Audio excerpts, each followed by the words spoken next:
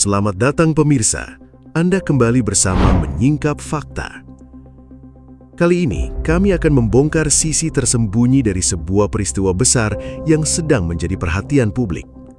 Pemakaman Ayatollah Ali Khamenei yang baru dimulai pada 4 Juli 2026 ini bukan sekedar prosesi duka. Di balik lautan pelayat, utusan asing, dan ancaman serangan yang terus membayangi, muncul satu pertanyaan besar. Apakah ini benar-benar upacara perpisahan atau justru panggung unjuk kekuatan yang bisa mengguncangkan kembali Timur Tengah? Namun sebelum kita masuk lebih dalam, jangan lupa tekan tombol like dan subscribe. Dengan begitu, Anda tidak akan ketinggalan fakta-fakta tersembunyi yang akan kami ungkap berikutnya.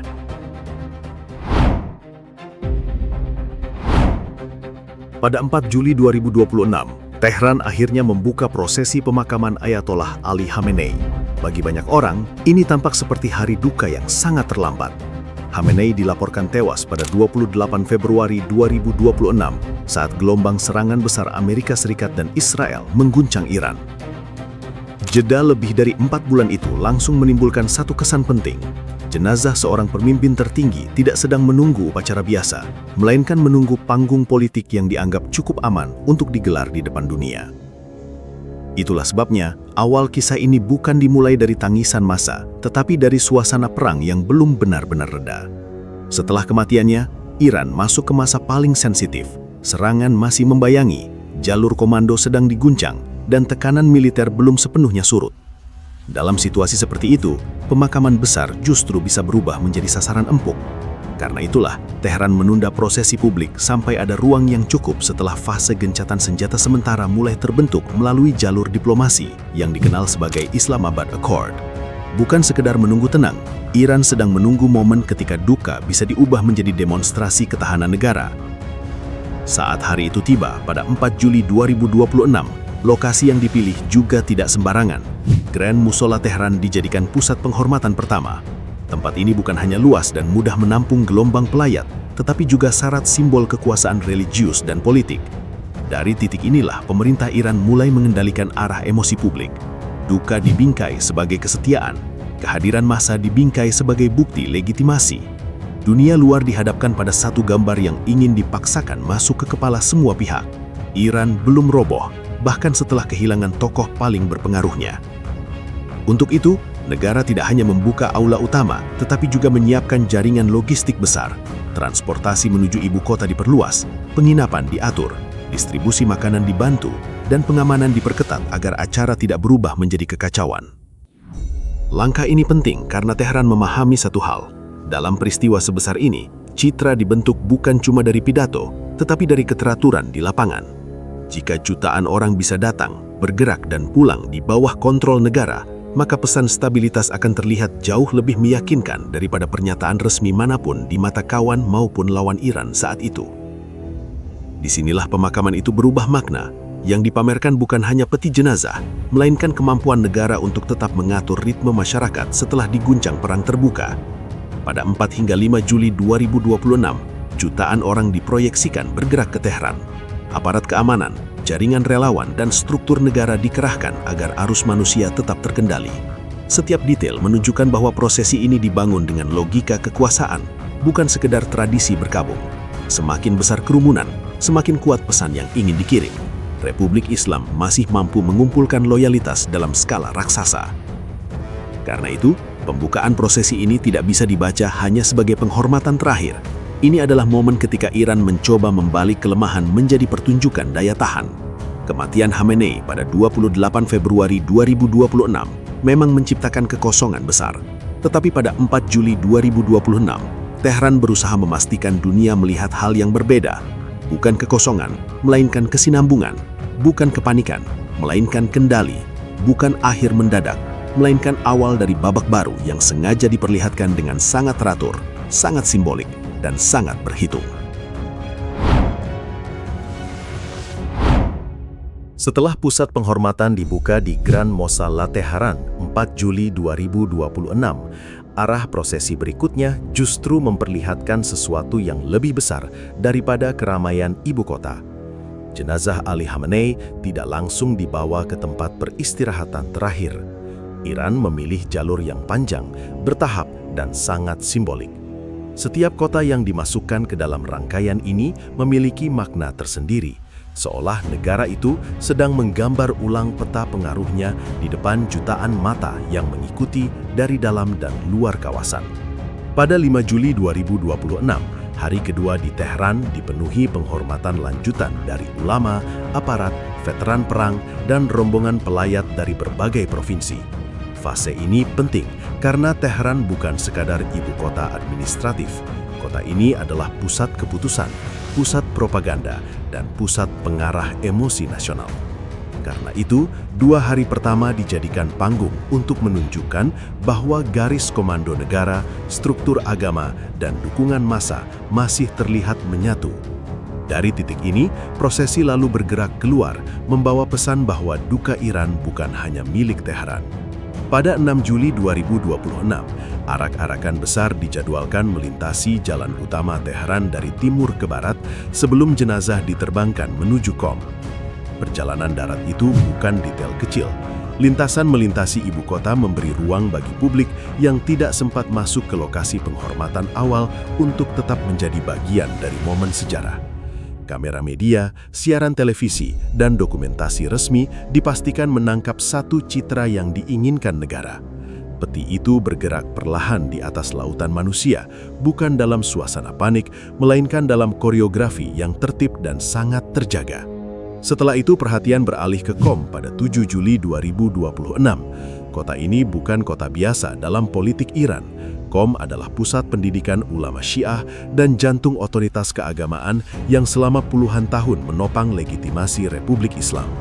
Dengan membawa jenazah ke sana, Iran sedang menegaskan bahwa warisan Khamenei tidak hanya bersandar pada militer atau politik luar negeri, tetapi juga pada fondasi ideologis yang dibangun dari jaringan seminar, masjid, dan lembaga ulama.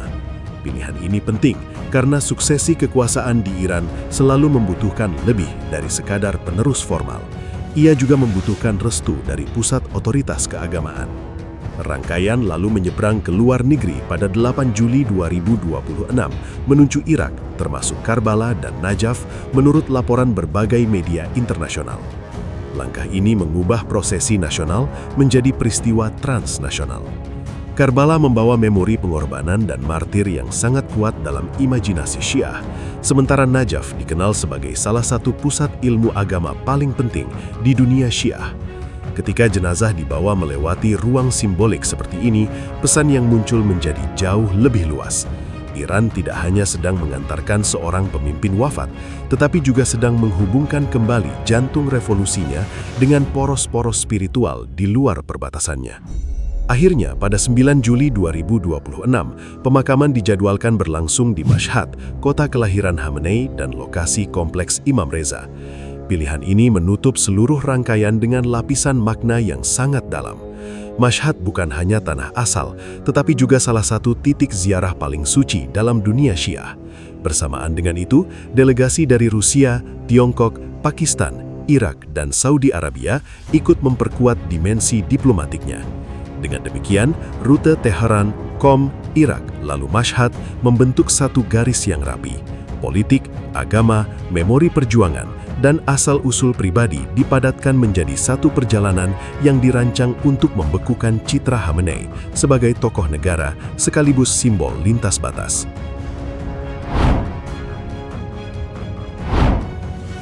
Ketika jutaan orang mulai bergerak menuju titik-titik prosesi pada awal Juli 2026, bahaya terbesar justru tidak datang dari kekacauan massa, melainkan dari kemungkinan serangan yang bisa mengubah seluruh upacara menjadi ledakan perang baru. Pada 1 Juli 2026, ketegangan itu naik tajam setelah Menteri Luar Negeri Iran, Abbas Araghchi, mengeluarkan peringatan keras. Ia menyatakan bahwa setiap ancaman terhadap rakyat atau kepemimpinan Iran akan dibalas secara langsung dan kuat. Kalimat itu bukan reaksi kosong. Pernyataan itu muncul setelah Menteri Pertahanan Israel, Israel Katz, mengatakan bahwa pemimpin tertinggi Iran yang baru, Mojtaba Khamenei, telah ditandai untuk mati. Ucapan pada 1 Juli 2026 itu membuat arah prosesi berubah total, dari acara duka menjadi peristiwa beresiko tinggi. Sejak saat itu, peti jenazah bukan lagi satu-satunya pusat perhatian. Semua mata juga tertuju pada sosok yang tidak terlihat, yaitu Mojtaba Khamenei. Namanya sudah berada di puncak struktur negara, tetapi kehadirannya di ruang publik justru nyaris lenyap. Kondisi ini memperkuat kesan bahwa ancaman terhadapnya dianggap nyata, bukan sekedar perang urat syaraf. Bagi aparat Iran, satu kemunculan yang salah waktu bisa membuka peluang bagi serangan presisi yang dampaknya akan menghantam negara secara simbolik dan militer sekaligus. Pada 2 Juli 2026, Iran menaikkan nada peringatannya. Tehran secara terbuka meminta Amerika Serikat dan Israel agar tidak melakukan serangan selama rangkaian pemakaman berlangsung. Seruan ini menunjukkan bahwa pengamanan yang diterapkan bukanlah prosedur biasa. Otoritas harus memikirkan banyak lapisan ancaman dalam waktu bersamaan, mulai dari sabotase, serangan udara, serangan drone, hingga upaya pembunuhan terhadap figur inti negara. Dalam suasana seperti itu, setiap gerakan pengawalan, perubahan rute, dan pembatasan area menjadi bagian dari pertempuran pencegahan yang tak terlihat oleh sebagian besar pelayat. Di lapangan, pengamanan diperketat dengan penyekatan jalan, pemeriksaan berlapis, pengawalan bersenjata, dan pengaturan akses menuju titik prosesi. Tujuannya sederhana tetapi berat. Negara harus memastikan arus massa tetap hidup sebagai simbol kesetiaan, tanpa memberi celah bagi kepanikan, ledakan, atau serangan yang bisa menembus kerumunan besar. Pada 3 Juli 2026, sehari sebelum pembukaan resmi prosesi besar di Tehran, laporan internasional menegaskan bahwa Mojtaba belum juga muncul di depan publik. Reuters menyebut ia diyakini terluka dalam serangan yang sama pada 28 Februari 2026. Ketiadaan itu segera dibaca sebagai sinyal bahwa Iran memilih menutup rapat titik paling rentan dalam transisi kekuasaannya. Artinya, negara ini bersedia membiarkan jutaan orang bertanya-tanya, asalkan garis kepemimpinan barunya tidak memberi celah yang bisa dimanfaatkan musuh.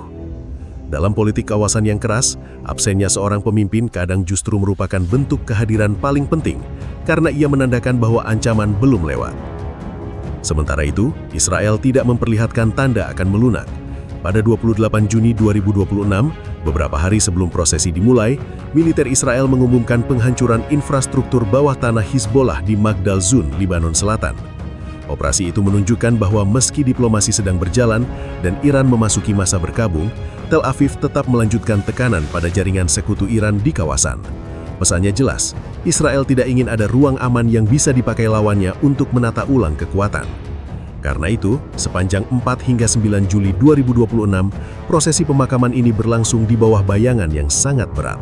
Iran sedang berusaha menjaga martabat, menjaga garis suksesi, dan menjaga jutaan pelayat dari kemungkinan satu serangan yang dapat memicu pembalasan regional dalam hitungan jam.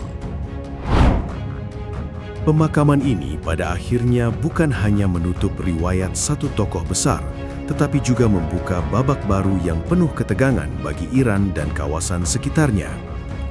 Di tengah lautan pelayat, kehadiran delegasi asing dan ancaman yang terus membayangi, dunia melihat bahwa prosesi duka ini telah berubah menjadi ujian besar bagi arah kekuasaan, stabilitas kawasan, dan masa depan perdamaian yang masih sangat rapuh. Demikian rangkaian fakta yang berhasil kami singkap hari ini. Jangan lupa subscribe ke channel Menyingkap Fakta dan aktifkan lonceng notifikasi agar Anda tidak ketinggalan pengungkapan fakta-fakta penting lainnya. Menyingkap Fakta, mengungkap kebenaran di balik setiap peristiwa. Sampai jumpa pada fakta berikutnya.